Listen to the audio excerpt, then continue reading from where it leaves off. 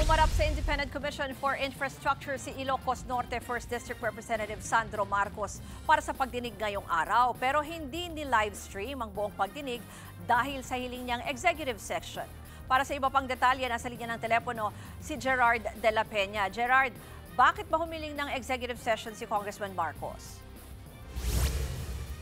Bandang 1:30 nga ng hapon nang dumating dito sa Independent Commission for Infrastructure si House Majority Leader Congressman Sandro Marcos. Bago siya pumasok ay nagbigay siya ng maikling pahayag kung saan sinabi niyang voluntaryo siya nagpunta dito. Walang sabina at di rin siya paksa ng anumang investigasyon.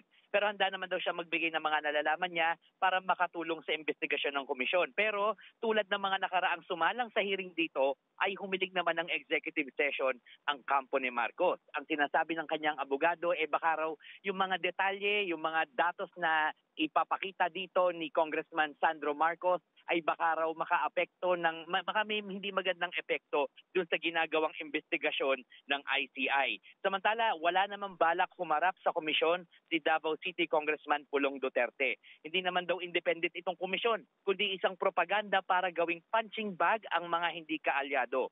Sinabi pa niya sa isang pahayag sa kanyang Facebook page, bukas naman daw ang kanyang record, malinis ang kanyang konsensya at hindi raw siya magpapagamit sa anumang political drama.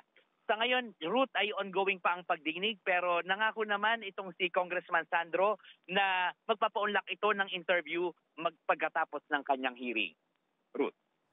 Yan po ang Express Report ni Gerard de la Peña. Mga kapatid, Ruth Cabalco, para sa mabilis na pasada ng mga balitang dapat niyong malaman, mag-follow at mag-subscribe sa social media pages ng News 5.